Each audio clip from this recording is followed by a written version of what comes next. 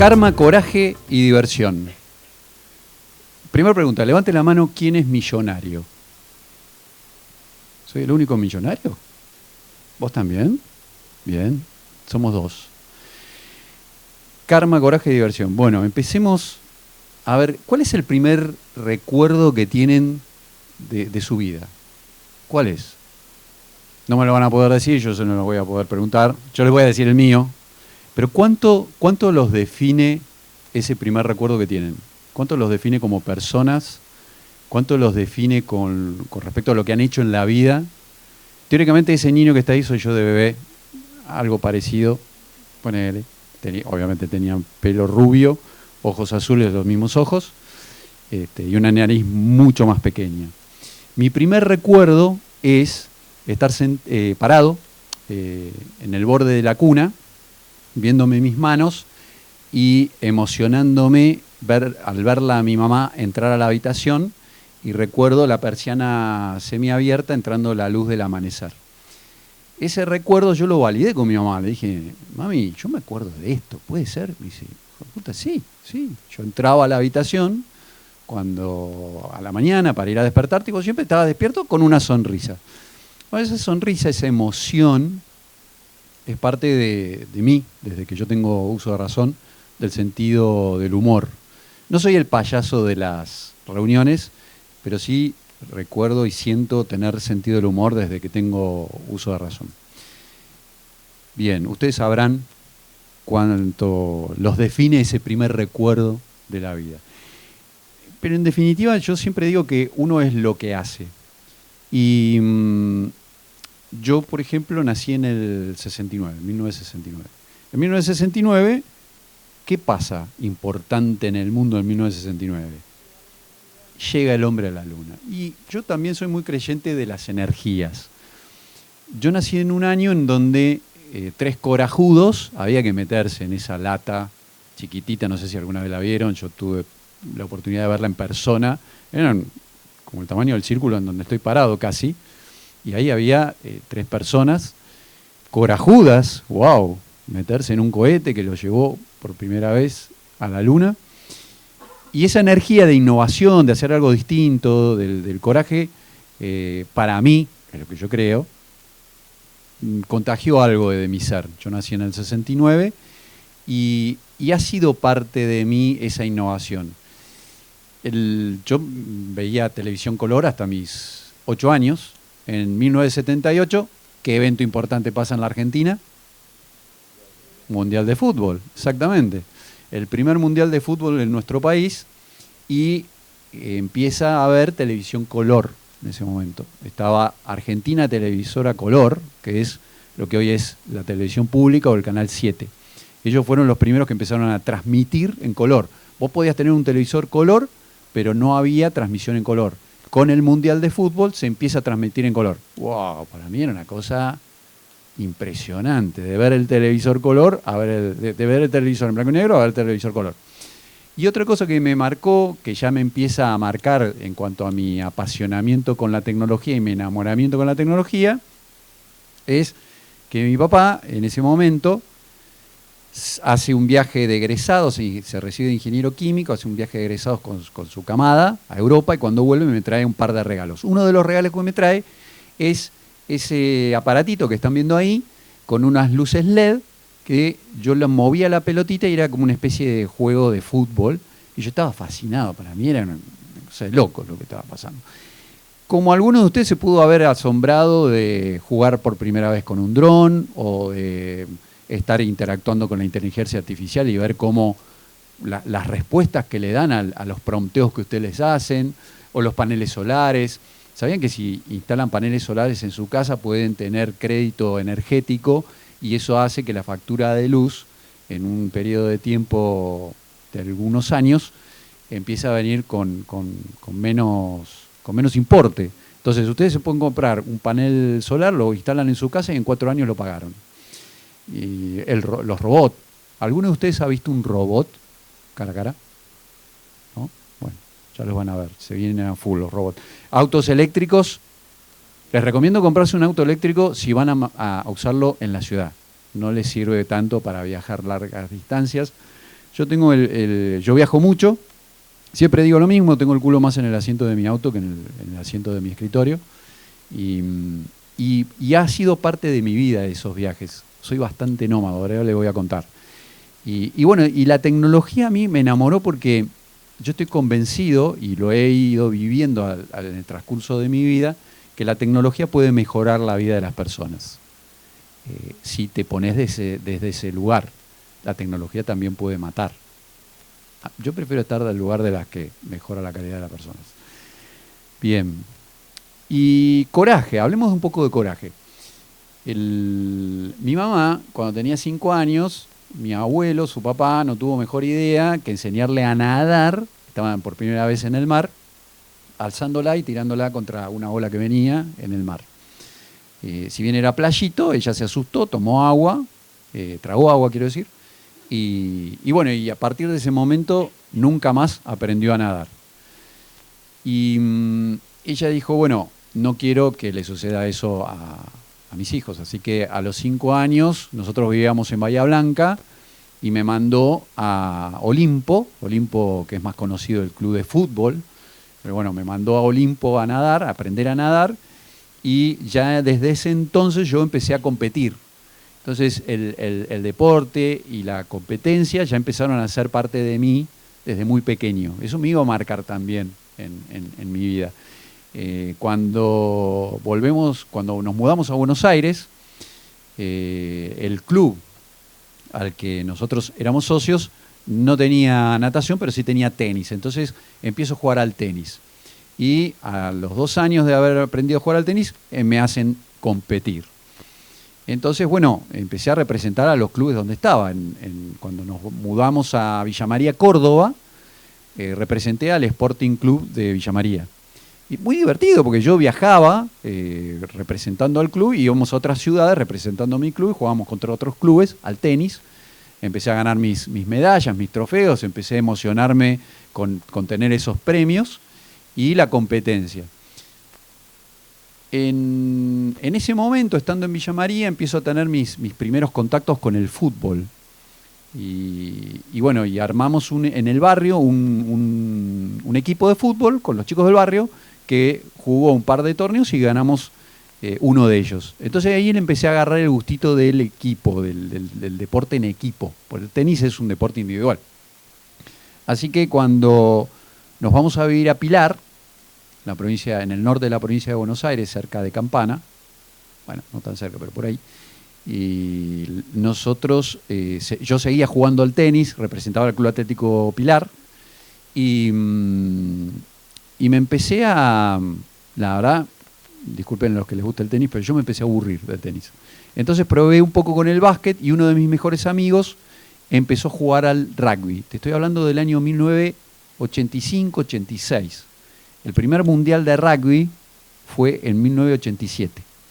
Entonces, bueno, el rugby no era muy conocido, en mi familia nadie había jugado al rugby, y mi mamá, bastante temerosa, no tenía que saber que yo iba a jugar al rugby porque sabe que no me iba a dejar.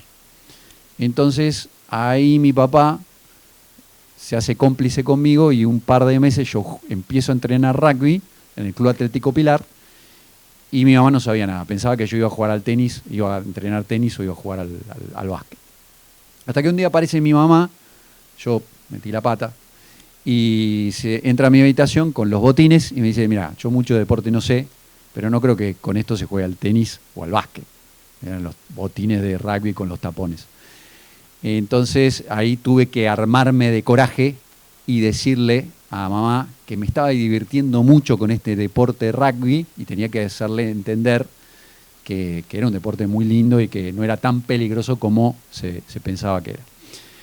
Ese deporte me abrió un montón de vínculos, un montón de emociones. Yo llegué a Buenos Aires a estudiar y en algún momento me hago amigos de gente del Club Hindú, de Hindú Club, que es acá en Don Torcuato.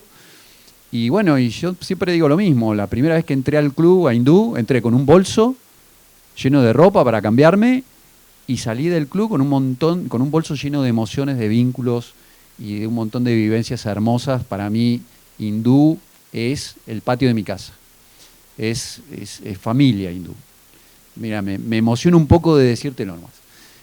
Lo que pasa es que los de hindú vivimos el club de una forma muy, muy apasionada y muy emocionada. Mis amigos de hindú me hicieron conocer el surf y empecé a surfear, y después, vueltas de la vida, o vida con vueltas, termino en Paraná. Porque bueno, la mamá de mis 3 primeros hijos, de Justina, Catalina y Cipriano, se va a vivir a Paraná cuando nos separamos. Yo los extrañaba mucho y me voy a vivir a Paraná hace 4 años, Paraná Entre Ríos. Y mi hijo Cipriano, que tiene 14, que yo lo había intentado hacerlo jugar me asusté porque pensé que era al revés, no, va ese tiempo, no es que me falta ese tiempo. Me dice Cipriano, papá, vos me hiciste jugar al rugby, bueno, pero ahora yo te quiero hacer jugar al hockey a vos. Empezó a jugar al hockey. Y le digo, bueno, porque yo quiero que hagas un deporte conmigo y que compartamos el deporte. Se me cayeron los calzones de la emoción. Me encantó, le digo, bueno, dale. 53 años, tengo 56, 53 años, empecé a jugar al hockey. Algunos dicen, che, pero qué corajudo empezar a jugar al hockey. Coraje es el que me faltó cuando le tuve que decir a mi pareja de turno en ese momento que me había mandado una cagada tremenda en elegir los socios que elegí, que me había ido de las corporaciones a tratar de ser emprendedor y que esos socios me habían cagado y que había puesto en peligro la casa en donde estábamos, porque teníamos una hipoteca. Me faltó coraje de decírselo.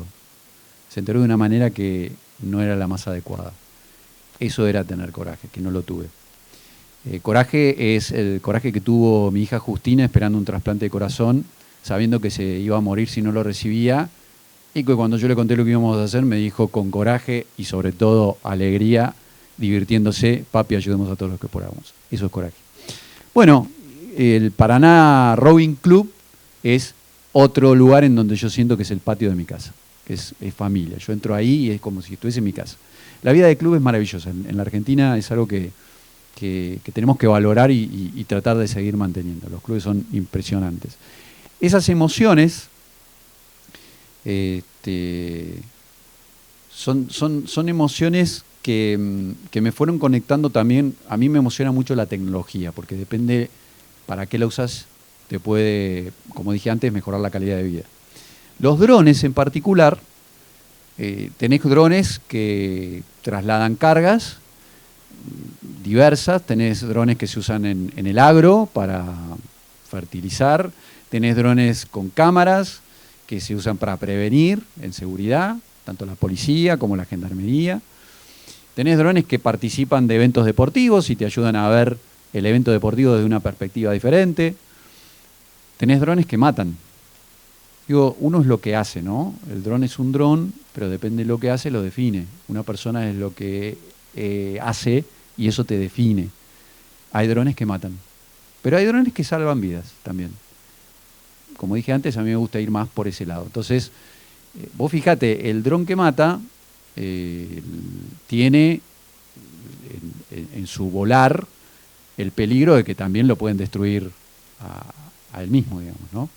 El dron que salva vidas tiene el resultado y la consecuencia de poder generar algo hermoso y maravilloso. Hay drones, con los drones podemos trasladar órganos, con los drones se puede trasladar medicación. En una inundación hay gente que se le ha tenido que acercar medicación porque no se podía mover de donde estaban y se hace con un dron. Un dron puede llegar antes con un desfibrilador ante un accidente, cuando hay un tránsito o un tráfico que no te lo permite hacer, y el dron llega antes.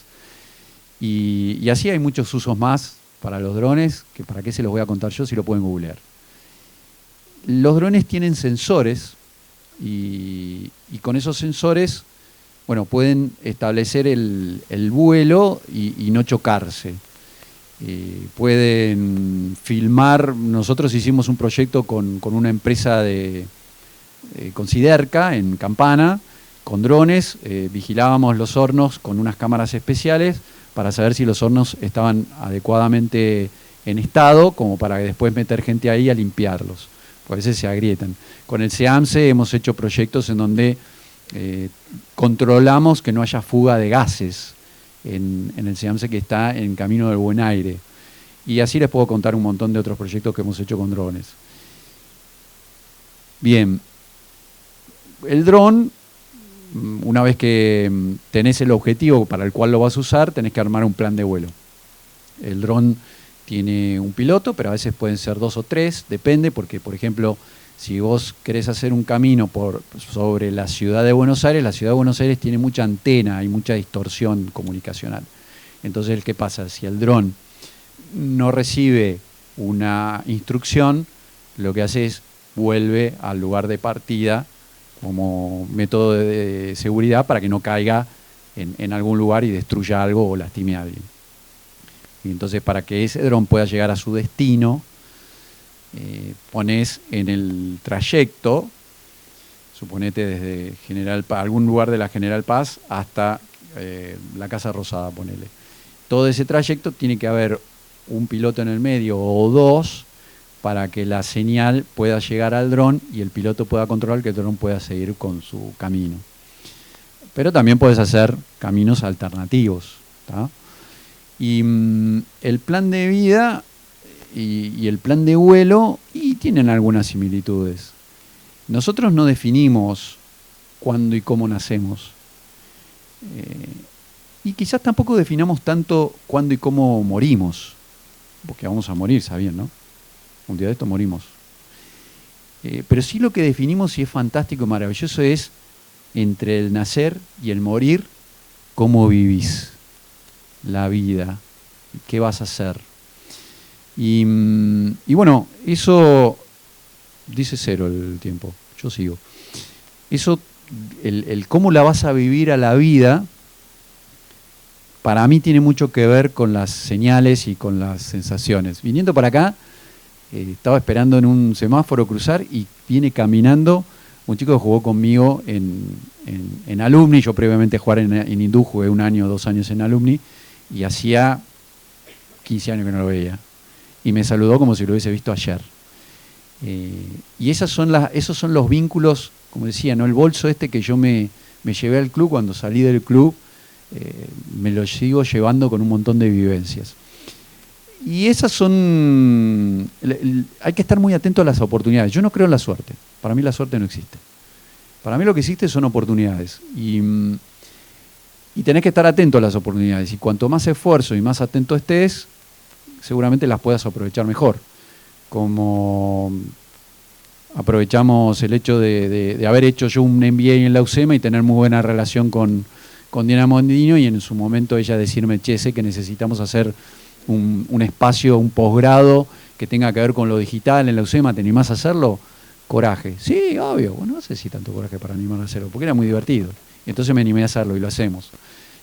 O como saber que haber conocido en el transcurso del caminar de todas esas empresas que han sido, yo he sido empleado de algunas empresas, he sido partner de otras empresas que están ahí, o han sido clientes míos. Y he hecho proyectos de todos esos títulos que ven ahí. Como haberme dado cuenta en el transcurrir de conocer empresas y proyectos que son muy interesantes y que no tienen un lugar para que se conozcan. Entonces dijimos, ¿qué podemos hacer? Un ex alumno mío del posgrado de Impacto Digital, posgrado de Negocios Digitales que hacemos en la UCEMA, me llama un día y me dice, sé que estoy con una plataforma que se llama Laca Stream y queremos armar un espacio con vos, de innovación. Yo digo, ¿por qué conmigo? Yo mucho para contar no tengo, pero hay un montón de personas que tienen un montón para contar. Entonces armemos un espacio en donde puedan venir esas personas a contar lo que hacen. Y armamos Acá se puede. San Miguel, la cítrica, en la pandemia se le cambió el modelo de negocio tremendamente, porque no podían viajar. Entonces me contratan para hacer algo diferente e innovar. ¿Y por qué me contratan? Porque en San Miguel estaba trabajando una persona con la que yo había hecho proyectos anteriormente y habían sido proyectos muy interesantes. Bueno, así les puedo seguir contando un montón de cosas más, pero en definitiva son oportunidades que uno tiene que estar muy atento. Esos sensores que tienen los drones, los sensores que tenemos nosotros, las señales, estar atento. Este gráfico a mí me encanta porque depende de la cantidad de años que tenés, esos son los días que viviste. Y en las horas ahí hay una cuestión, no son por 24, sino que yo pongo las horas en las que uno está despierto. Digo, bueno, promedio dormimos 7 horas, ponele. Entonces, el resto, esas son las horas que depende de la edad que tenés. Yo tengo 56, así que tengo entre 340.000 horas vividas y unos 20 millones de minutos. Dicen los que saben mucho más que yo de neurociencias y demás, que en un minuto podés tener entre 3, 4, 5, 6 emociones. Entonces, la verdad que depende cómo vivís la vida, vas a tener millones de emociones. Por eso yo digo que yo soy millonario, porque soy millonario de vivencias, soy millonario de emociones. Y evidentemente y seguramente ustedes también lo son. Ahora, hago la pregunta de vuelta, ¿quién es millonario? Ahora levantan la mano todos. Exactamente. Bien. Y bueno, y esa es mi vida, es un torbellino de emociones de todo tipo. Tengo 4 hijos. Justina, que tendría 21, cumple 21 el 9 de diciembre. Catalina, que tiene 16, Cipriano 14, Clementino tiene 6. Hemos llenado un Teatro Colón, y lo maravilloso de eso es que el Teatro Colón estaba lleno de personas que tenían que ver de una manera u otra con la donación y trasplante, y que fue un hito en la historia de la donación y trasplante en la Argentina, la ley Justina, tener el póster de la cara de mi hija en la Casa Rosada, en el aniversario de la aprobación de la ley Justina, en uno de los aniversarios de la aprobación de la ley Justina, se aprobó el 4 de julio del 2018, lograr esos resultados de récord de trasplantes en el 2019, que ahora recién se han podido equiparar, pero también tiene que ver con los millones de emociones que tengo con los chicos que en su momento entrené en hindú y que ahora me los cruzo y son altos como yo prácticamente, y por ahí me pueden alzar ellos a mí como cuando yo antes los alzaba a ellos, y compartir con mis hijos, con mis hermanos, con mis amigos. La verdad que yo agradezco muchísimo el hecho de tener la vida que tengo, es maravillosa. Me levanto a la mañana de buen humor, pero también agradeciendo que tengo otro día y otra oportunidad más para seguir haciéndome más millonario de lo que aún soy. Así que vieron que nuestro himno a mí me encanta el himno argentino, es uno de los himnos que más me gustan. Tiene una letra maravillosa, una música hermosa. Y hay una parte del himno que es como más conocida, ¿viste? En la que dicen, oh juremos con gloria morir. Exacto. Ahora, a mí lo que me encantaría, no sé si se puede, pero sí lo puedo hacer en mi vida, es esa parte la cambio. Y entonces yo digo, o juremos con gloria vivir. Ahí va. Así que bueno, este es mi mensaje de hoy, mi charla de hoy, se la hago cortita. Y bueno, gracias por escucharme.